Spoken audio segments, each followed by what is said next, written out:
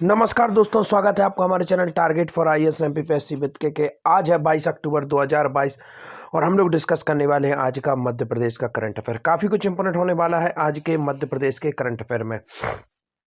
किस क्षेत्र में नवाचार के लिए मध्य प्रदेश को मिला राष्ट्रीय उत्कृष्टता पुरस्कार, काफ़ी अधिक इंपॉर्टेंट यह होने वाला है।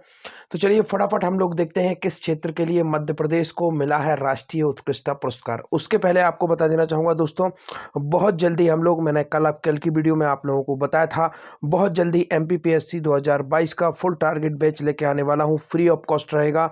उसमें हम लोग काफ़ी विभिन्न तरीके से इसकी तैयारी करेंगे। इसमें दोस्तों मैं आपको पहले तो पूरा का पूरा थ्योरी समझाऊंगा, उसके साथ में उसको याद कराने का तरीका भी आपको बताऊंगा। अर्थात आपको कुछ नहीं करना, you just make your notes and आपको याद कराने की भी गारंटी हमारी होगी और ऐसा करने वाला एकमात्र यूट्यूब चैनल हमारा होगा। तो चलिए जल्दी से जल्दी चैनल को सब्सक्राइब कर लीजिए और फटाफट बेल आइकन को दबा दीजिए। तो चलिए शुरू करते हैं हमारा आज का करंट अफेयर। हमारा पहला क्वेश्चन है, किस क्षेत्र में नवाचार के लिए मध्य प्रदेश को मिला राष्ट्रीय उत्कृष्टता पुरस्कार? आपका ऑप्शन नंबर 1 है शिक्षा क्षेत्र, कृषि क्षेत्र, पर्यटन क्षेत्र या फिर स्वच्छता अभियान। इसका राइट आंसर क्या है? Right answer is that option number 2 कृषि क्षेत्र। जी हाँ दोस्तों, मध्य प्रदेश को कृषि क्षेत्र में नवाचार के लिए राष्ट्रीय उत्कृष्टता पुरस्कार दिया गया है। हाल ही में भी पर्यटन के क्षेत्र में मध्य प्रदेश ने 8 पुरस्कार जीते थे, तो इनको भी याद रखिए। स्वच्छता सर्वेक्षण में लगातार 6 बार टॉप पर रहा है इंदौर। और आपका जो सस्टेनेबल डेवलपमेंट जो है, सतत विकास के अंतर्गत टॉप पर रहा है भोपाल, राजधानियों में। तो इसको आपको याद रखना। और ओवरऑल रैंकिंग में मध्य प्रदेश ने किया है अव्वल, तो इसको भी याद रखना है, काफी अधिक इंपॉर्टेंट यह भी हो जाता है। तो चलिए आगे बढ़ते हैं, देखते हैं नेक्स्ट क्वेश्चन को। प्रधानमंत्री फसल बीमा योजना से किसानों को लाभान्वित करने में कौन सा प्रदेश रहा अव्वल? यहाँ पर काफी अधिक इंपॉर्टेंट है। प्रधानमंत्री फसल बीमा योजना में ही दोस्तों उत्कृष्टता के लिए यह अवार्ड मिला है और इसमें कौन सा राज्य अव्वल रहा? जब मध्य प्रदेश को अवार्ड मिला है तो मध्य प्रदेश तो होगा ही। तो देखते हैं मध्य प्रदेश और गुजरात, मध्य प्रदेश और महाराष्ट्र, केवल मध्य प्रदेश या फिर Gujarat. Right answer is that केवल मध्य प्रदेश। याद रखिए, काफी अधिक इंपॉर्टेंट यह हो जाता है। बात हुई है मध्य प्रदेश की कृषि की, तो फटाफट आपको मध्य प्रदेश की कृषि से संबंधित कुछ इंपॉर्टेंट फैक्ट मैं यहां पर आप लोगों को याद दिलाना चाहूंगा। ये रहा हमारा प्यारा मध्य प्रदेश। यहाँ पर आपको देखना है दोस्तों, सबसे पहले आपको मैं मध्य प्रदेश की वर्षा क्लियर करा देना चाहूंगा। कभी भी कहीं भी आपसे क्वेश्चन पूछा जाए तो यह रहा आपका पूर्व, यह रहा आपका पश्चिम, यह रहा उत्तर और यह रहा दक्षिण। तो मध्य प्रदेश में दक्षिण पूर्व से बरसात की शुरुआत होती है, अर्थात यहाँ पर प्लस में बरसात होती है। सबसे अधिक बरसात होती है और सबसे कम बरसात कहाँ पर होती है? आपका यहाँ पर देखेंगे आप, पश्चिम उत्तर में सबसे कम बरसात होती है। यह क्षेत्र सबसे कम वर्षा का क्षेत्र माना जाता है। अब सबसे कम वर्षा जहां पर होगी तो वहां पर क्या होगा दोस्तों? कृत्रिम सिंचाई के जो साधन है उन पर डिपेंड होना पड़ेगा। तो अब आपसे क्वेश्चन पूछ लिया जा सकता है कि नलकूपों के माध्यम से सबसे अधिक सिंचाई कहां पर होती है? इंदौर में होती है, तो इसी क्षेत्र में आ जाएगा, मालवा रीजन में। कुओं के माध्यम से सबसे अधिक सिंचाई कहां पर होती है? यहीं पर आ जाएगा, मंदसौर। तो इस तरीके से आपको इस चीज को समझना है।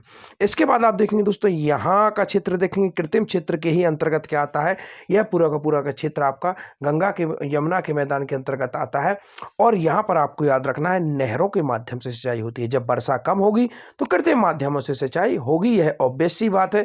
तो यहां पर किसके माध्यम से होती है दोस्तों? आपकी नहर, नलकूप और कुओं के माध्यम से। कहां पर? आपके उत्तर और पश्चिम क्षेत्र में। अब यह जो सेंट्रल वाला है, यहां पर लगभग एक समान ही वर्षा होती है। तो यहाँ पर नदियों के माध्यम से, आपके विभिन्न प्रकार के नलकूप और जो भी साधन है उनके माध्यम से सिंचाई होती है। यह देखेंगे आप, यह पूर्वी क्षेत्र। इस क्षेत्र में आपको याद रखना है, इस क्षेत्र में सबसे अधिक वर्षा होती है। अब जब सबसे अधिक वर्षा यहाँ पर होगी तो यहाँ पर सिंचाई का साधन क्या होगा? जब वर्षा अधिक होगी तो वर्षा पर ही डिपेंडेंसी होगी और उसी तरीके की फसलें बोई जाएंगी। तो यहाँ पर चावल की खेती सबसे अधिक होती है, धान की खेती। और यहाँ पर सिंचाई सबसे अधिक किसके माध्यम से होती है? आपके तालाबों के माध्यम से यहाँ पर सबसे अधिक सिंचाई की जाती है। तो इस फैक्ट को आपको याद रखना है, काफी अधिक इंपॉर्टेंट यह भी हो जाता है। अब आपको कुछ अन्य इंपॉर्टेंट फैक्ट बता देना चाहूंगा रिगार्डिंग मध्य प्रदेश एग्रीकल्चर। तो one of the most important fact is that, Madhya Pradesh में दोस्तों गेहूं अनुसंधान केंद्र कहां पर है? तो आपको याद रखना है, होशंगाबाद, पावरखेड़ी स्थान है। गेहूं के साथ अगर मक्का जोड़ दिया जाए, अगर आपसे पूछा जाए गेहूं एवं मक्का अनुसंधान केंद्र, तो राइट आंसर क्या होगा? जबलपुर। इसको आप लोग समझ लीजिए, काफ़ी अधिक इम्पोर्टेंट यह भी हो जाता है। इसके साथ ही साथ आपको याद रखना है दोस्तों, जौ का सबसे अधिक उत्पादन कौन करता है? गुना करता है, तो इस पॉइंट को भी याद रखिए। इसके साथ ही साथ में सीहोर जो जिला है उसके लिए विवाद चल रहा है आपका जीआई टैग पंजाब और सीहोर के बीच में, तो आपको याद रखना है बासमती चावल काफ़ी अधिक इंपॉर्टेंट है, तो इसको भी याद रखना है। तो इन सब फैक्ट्स को आपको मध्य प्रदेश कृषि से संबंधित याद रखना है। मध्य प्रदेश का प्रथम कृषि विश्वविद्यालय की स्थापना कब हुई थी? 1964 में हुई थी, जबलपुर में। याद रखिए, काफी अधिक इंपॉर्टेंट है। 1964 जबलपुर में यह था दोस्तों मध्य प्रदेश का प्रथम कृषि विश्वविद्यालय, जो कि वर्तमान में भी है पंडित जवाहरलाल नेहरू कृषि विश्वविद्यालय। यहीं पर मध्य प्रदेश का जैव विविधता आपका सबसे पहला जो स्टैब्लिश किया गया था अनुसंधान केंद्र, तो इसको भी आपको याद रखना है। जैविक कृषि अनुसंधान केंद्र भी यहीं पर सबसे पहले स्टैब्लिश किया गया था, तो इसको भी याद रखना है, काफी अधिक इंपॉर्टेंट है।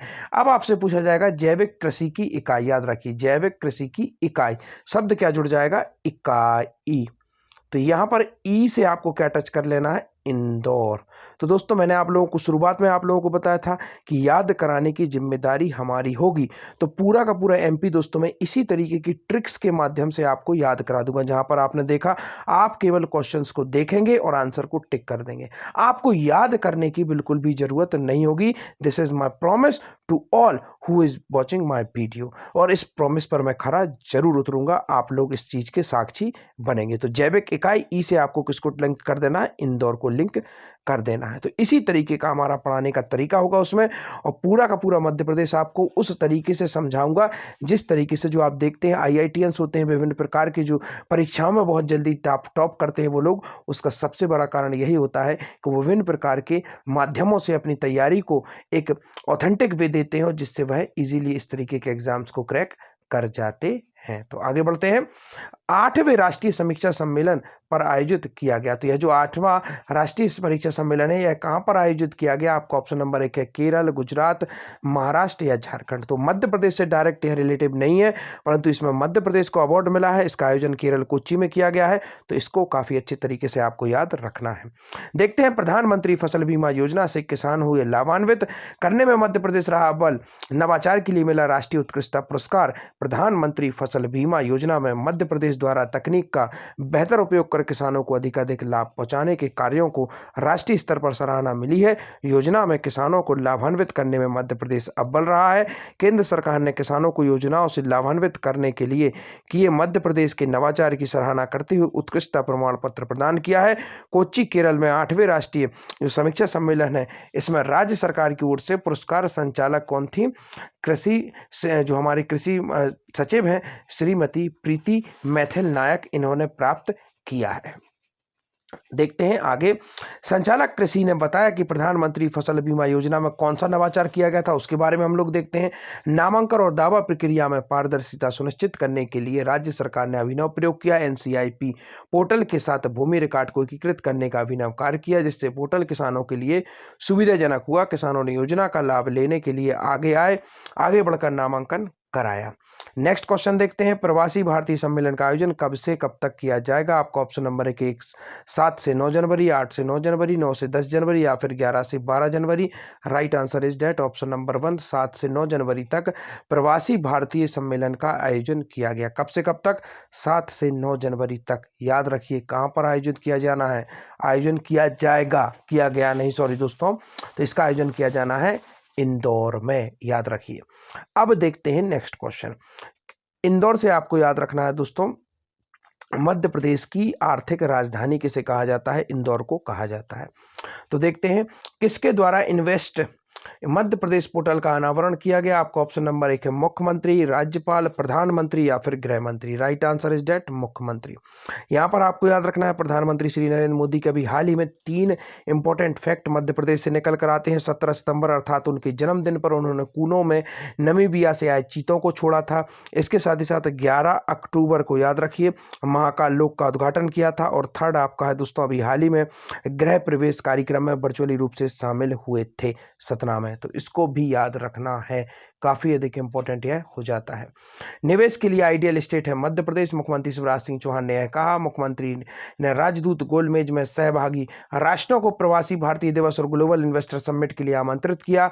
राजनयिक गोलमेज और ग्लोबल इन्वेस्ट समिट 2023 के काटेन रेंज का दिल्ली में हुआ आयोजन 7 से 9 जनवरी 2023 तक इंदौर में होने वाले प्रवासी भारतीय सम्मेलन और 11 से 12 जनवरी 2023 को इंदौर में होने वाले ग्लोबल इन्वेस्टर समिट 2023 में सहभागिता और प्रदेश के निवेश के लिए भी आमंत्रित किया। गौहर महल किस शहर में स्थित है? तो इसका राइट आंसर दोस्तों यह भोपाल में स्थित है और गौहर खान द्वारा ही इसे बनाया गया था। क्यों इंपॉर्टेंट है? क्योंकि यहाँ पर 21 अक्टूबर को 2022 दिए जलाए गए थे। तो देखते हैं किस क्रम में खेलो इंडिया क्रम का आयोजन मध्य प्रदेश में किया गया। तो किस क्रम के जो खेलो इंडिया गेम थे इनका आयोजन मध्य प्रदेश में किया गया था और अखिल भारतीय कालिदास समारोह की शुरुआत कब से की जाएगी? तो thank you so much watching this video.